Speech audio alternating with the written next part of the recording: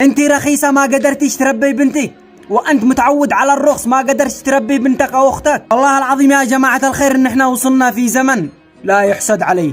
قد البنت بتخرج بشعرها، الطرحة مغطية شوية لشعرها، ايش فائدة الطرحة؟ قد احنا بنشوف عيال بيلبسوا سلس، قد احنا بنشوف بنات بيخرجن بفساتين ما عندنش عبايات. هذولا ارحمونا كمجتمع، ما عندناش استعداد نشوف المناظر هذا. يجي لك الان واحد ديث يقول لك ايش دخلك يا معتصم، خلي الخلق للخالق، ويردني انا الغلطان. يا استاذ ديوث ركز معي، هذه الفئة 10%، اقسم بالله لو تتكاثر. هم الان بفكرهم انه هذا تقدم، الانفتاح عندهم تقدم، مش شو داري انه الانفتاح هذا لو يزداد علينا والله لا ننتهي كشعب. يلي بترضى على اختك او بنتك بتخرج بشكل لا يرضي الله ولا رسوله.